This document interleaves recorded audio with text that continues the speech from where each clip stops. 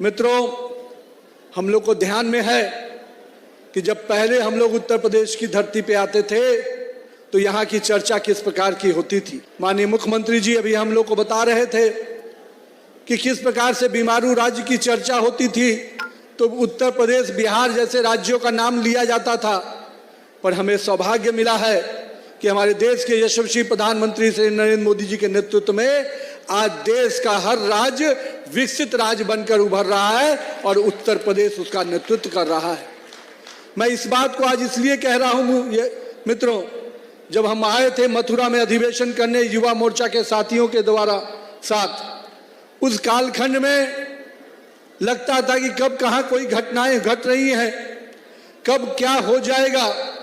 और आज जिस कारण से उत्तर प्रदेश जाना जाता है अपने लॉ एंड ऑर्डर के लिए, उस कुशासन को समाप्त करने के लिए, और मैं कह सकता हूं कि बिहार में अगर जंगल राज था तो यहाँ पर भी उस अराजकता की सरकार थी जिसको हमारी नेतृत्व वाली सरकार ने समाप्त किया।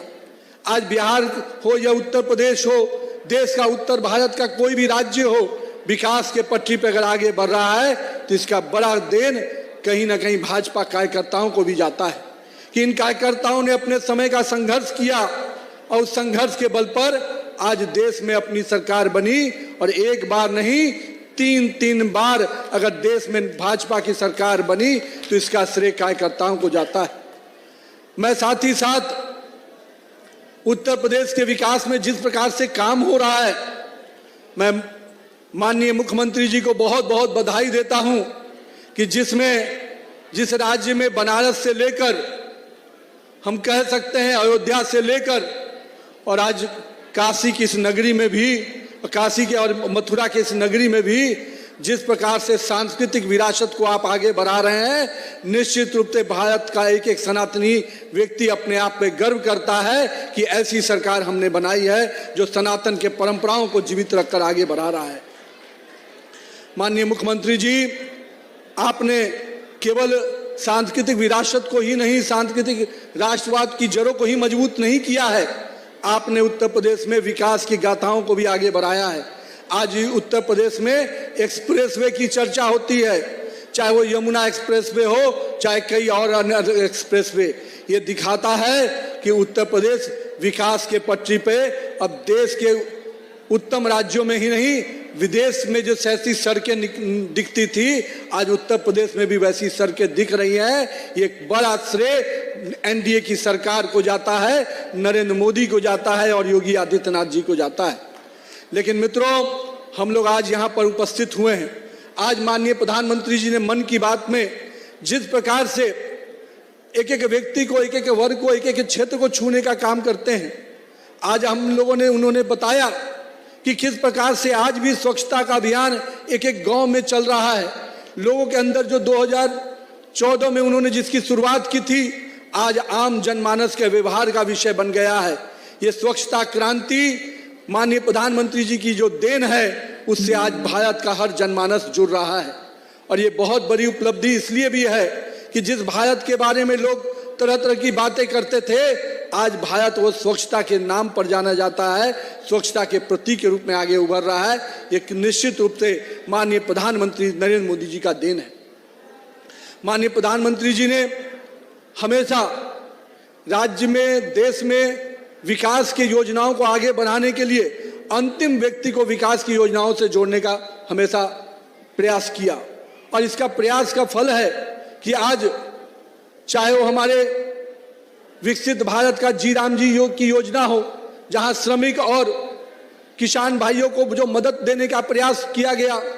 मैं मानता हूं अब तक जिन लोगों ने ठगने का प्रयास किया था, आज माननीय प्रधानमंत्री जी ने उनको सम्मान देने का प्रयास किया है। मैं मानता हूं कि 125 दिन की गारंटी देना निश्चित से श्रमिक भाइयों के सम्मान को बढ़ाने का काम किया है। मैं इसलिए आज माननीय प्रधानमंत्री जी को और केंद्र की सरकार को आभार व्यक्त करता हूं कि आपने एक एक वर्ग की चिंता की है। आपने अन्नदाता की भी चिंता की, आपने महिलाओं की भी चिंता की और स्टार्टअप जैसी योजनाओं से देश के युवाओं की भी आपने चिंता की है। और मैं युवाओं से कहूंगा कि आप आइए। माननीय प्रधानमंत्री जी हमेशा कहते हैं कि युवाओं को राजनीति में भागीदारी के लिए आगे आना चाहिए।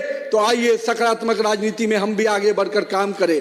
माननीय प्रधानमंत्री जी कहते हैं कि अगर हम एक कदम चलेंगे तो देश 140 करोड़ कदम चलेगा और देश विकास की पटरी पे आगे बढ़ेगा। तो हम सभी युवाओं से भी आग्रह करेंगे कि इस उत्तर प्रदेश को विकसित उत्तर प्रदेश बनाने में योगी आदित्यनाथ जी काम कर रहे हैं, लेकिन हम यहाँ पर उपस्थित कार्यकर्ताओं को भी उनके साथ कदम से कदम मिलाकर चलना होगा, तभी उत्तर प्रदेश को हम विकसित उत्तर प्रदेश की श्रेणी में ले जाएंगे। लेकिन साथ ही साथ मित्रों, 2027 का भी समय आ रहा है और जो हमारे इस देश में एक ऐसी ताकतें भी काम कर रही हैं जो हमेशा इस देश को बांटने में, काटने में और विश्वास करती हैं, इस देश के संविधान को अपमानित करने में विश्वास करती हैं। हमें उन ताकतों से भी लड़ना है। चुनाव आते ही ये ताकतें फिर से जीवित होती हैं, कभी संविधान की दुहाई देती हैं जिन्होंने संविधान को तार तार किया, कभी वो लोग भी घूम रहे हैं जिन्होंने इस राज्य के विकास को हमेशा धत्ता बताते हुए केवल अराजकतावादी लोगों को आगे बढ़ाया। हम लोग भूले नहीं हैं कि बंदूक की नोक पर भी उत्तर प्रदेश की सरकार चलती थी। आज उत्तर प्रदेश की सरकार अगर चल रही है जो जनता के वोट से चल रही है, जनता के जो उम्मीद है उसको पूरा करते हुए आगे बढ़ रही है। मैं इसलिए कहूंगा मेरे कार्यकर्ता भाइयों, 2027 के चुनाव की दृष्टि से भी आप सब कोई कमर कस लीजिए, क्योंकि उत्तर प्रदेश जिस प्रकार से विकास की पटरी पर तेजी से आगे बढ़ रहा है, कुछ लोगों को पसंद नहीं आ रहा है। जो लोग राजनीति को मैं मानता हूं टाइम पास समझते हैं, जो कुछ समय चुनाव आएगा तो आते हैं और फिर विदेश चले जाते हैं, वो उनको भी सबक सिखाने का समय फिर आता है।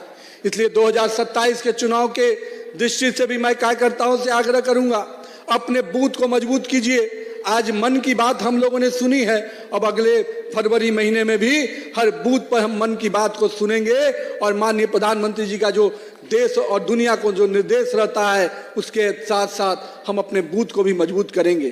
तो आइए मिलकर फिर से 2027 में एक योगी आदित्यनाथ जिस प्रकार से इस राज्य के विकास में लगातार लगे हैं, हम सब भी अगले 1 वर्ष जनता की सेवा में और तत्पर होकर काम करें ताकि हम इस राज्य को उत्तम राज्य बना पाएं। बहुत बहुत धन्यवाद। इस कृष्ण की नगरी को, वृंदावन की इस नगरी को फिर से नमन करता हूं। बहुत बहुत अभिनंदन।